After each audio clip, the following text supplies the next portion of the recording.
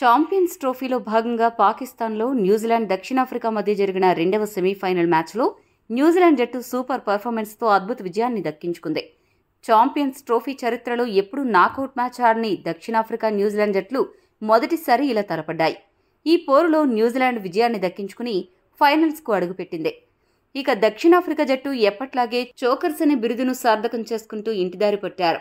ఈ మ్యాచ్లో న్యూజిలాండ్ 50 పరుగుల తేడాతో విజయాన్ని అందుకుంది.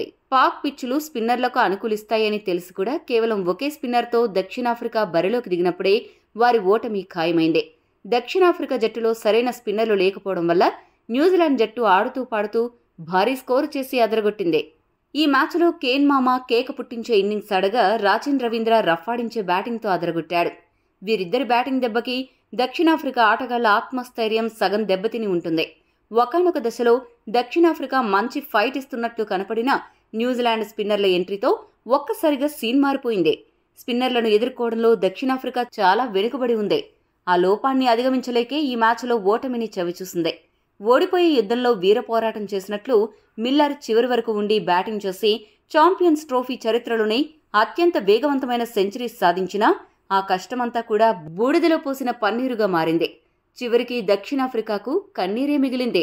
ఈ మ్యాచ్లో కివీస్ గెలవడంతో ఛాంపియన్స్ ట్రోఫీ ఫైనల్లో ఇండియా న్యూజిలాండ్ తలబడబోతున్నాయి అని క్లారిటీ వచ్చింది. ఈ టోర్నీ ఆరంభం నుండి కూడా ఈ రెండు జట్లే పటిష్టంగా కనపడ్డాయి. ఇవే ఇప్పుడు ఫైనల్స్లో కూడా తలపడబోతున్నాయి. అయితే న్యూజిలాండ్ ప్రస్తుతం పటిష్టంగా కనపడుతోంది. ఆ జట్టులో కూడా మంచి స్పిన్నర్లు ఉన్నారు. స్పిన్నర్లను ఎదుర్కొనే బ్యాటర్లు ఉన్నారు. దుబాయ్ పిచ్చులపై ఆడిన అనుభవం కూడా వాళ్లకు ఉంది. ఈ విషయాలన్నింటినీ దృష్టిలో పెట్టుకుని రోహిత్ శర్మ కివీస్ని నిలువరించడానికి అస్త్రాలను సిద్ధం చేయాల్సిన అవసరం ఉంది. ముఖ్యంగా వరుణ్ చక్రవర్తి, జడేజా, అక్షర్ పటేల్ ఎలా బౌలింగ్ చేస్తారు అనే దానిపైన ఇండియా విజయావకాశాలు ఆధారపడి ఉన్నాయి. ముఖ్యంగా వరుణ్ మన ప్రధాన అస్త్రంగా కనపడుతున్నాడు. మరి ఫైనల్ సమరంలో గెలుపు ఎవరిని వరిస్తుందో వేచి చూడాలి. సెమీఫైనల్ పోరులో రాచిన్ రవీంద్ర, కేన్ మామ సాధించిన ప్రపంచ రికార్డులేంటి? దక్షిణాఫ్రికాపై న్యూజిలాండ్ ఎలా ఆడి గెలిచింది అనే విషయాలను ఇప్పుడు మ్యాచ్ హైలైట్స్లో చూద్దాం. టాస్ గెలిచిన న్యూజిలాండ్ జట్టు మొదట బ్యాటింగ్ చేయాలని డిసైడ్ అయింది. బ్యాటింగ్ మొదలుపెట్టిన కివీస్కు ఆశించిన గొప్ప ఆరంభమైతే లభించలేదు. ఓపెనర్ విలియంగ్ 21 పరుగులు మాత్రమే చేసి అవుట్ అయ్యాడు. ఆరంభంలో వికెట్ కోల్పోయి కివీస్ తడబడినా మరో opener Rachin Ravindra, one down batter Williamson ఇద్దరూ కలిసి సూపర్ బ్యాటింగ్తో అసాధారణ భాగస్వామ్యం నెలకొల్పి అదరగొట్టారు. రాచిన్ రవీంద్ర ఆరంభం నుండి కూడా ఎంతో కాన్ఫిడెంట్గా ఆట మొదలుపెట్టి దక్షిణాఫ్రికా బౌలర్లపై ఆధిపత్యం ప్రదర్శించాడు. మరో ఎండ్లో ఉన్న విలియమ్సన్ ఆరంభంలో ఇబ్బంది పడినా ఆ తర్వాత గాడిలో పడి పరుగులు రాబట్టడం మొదలుపెట్టాడు. వీరిద్దరూ జాగ్రత్తగా ఆడుతూ అర్ధ సెంచరీలు సాధించి సెంచరీ భాగస్వామ్యం నెలకొల్పి దూసుకుపోయారు. మొదట రాచిన్ రవీంద్ర సెంచరీ సాధించి అదరగొట్టాడు.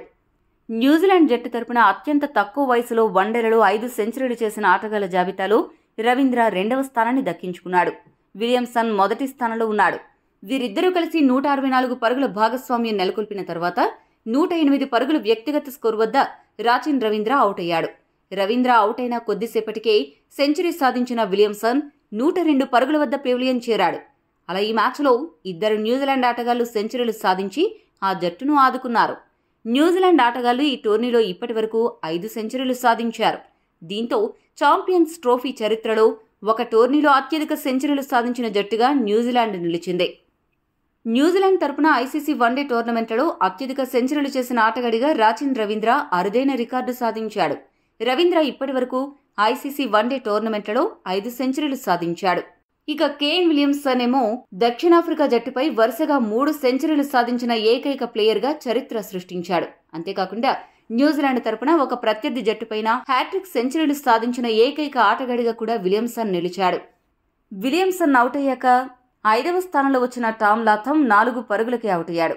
6 పరుగుల వ్యవధిలో న్యూజిలాండ్ 2 వికెట్లు కోల్పోయింది.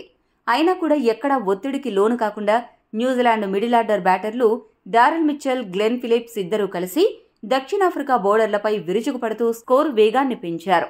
వీరిద్దరూ కలిసి 5వ వికెట్కు 57 పరుగులు జోడించిన తర్వాత మిచెల్ అర్ధ సెంచరీ పూర్తి చేసుకోకుండానే 49 పరుగుల వద్ద అవుట్ అయ్యాడు.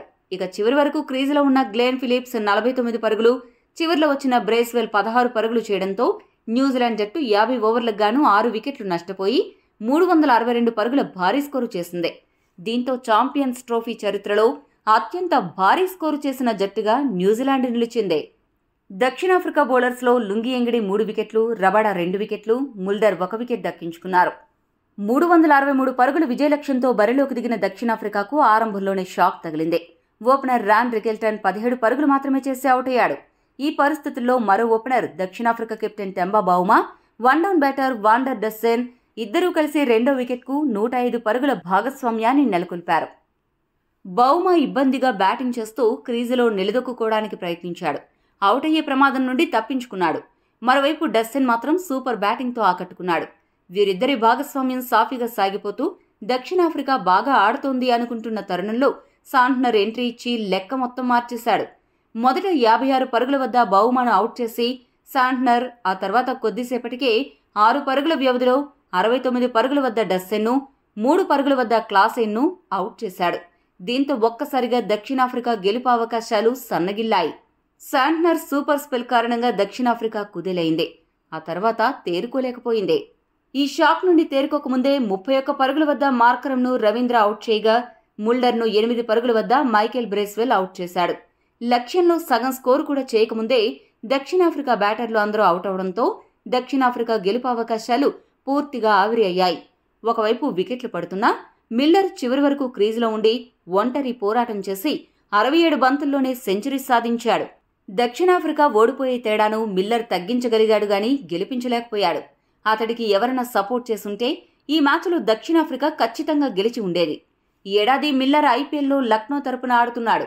అతడి పెర్ఫార్మెన్స్ చూసి ఆ ఫ్రాంచైజీ ఖచ్చితంగా సంబరపడి ఉంటుంది.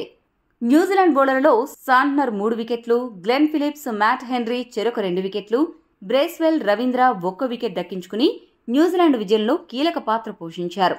మరి ఇండియా, న్యూజిలాండ్ మధ్య జరగబోయే ఫైనల్ సమరంలో ఎవరు విజేతగా నిలుస్తారో వేచి చూడాలి. ఈ వీడియో మీకు నచ్చితే లైక్, షేర్, కామెంట్ చేయండి. మరిన్ని స్పోర్ట్స్ అప్డేట్స్ కోసం మా ఛానల్ను సబ్స్క్రైబ్ చేసుకోండి.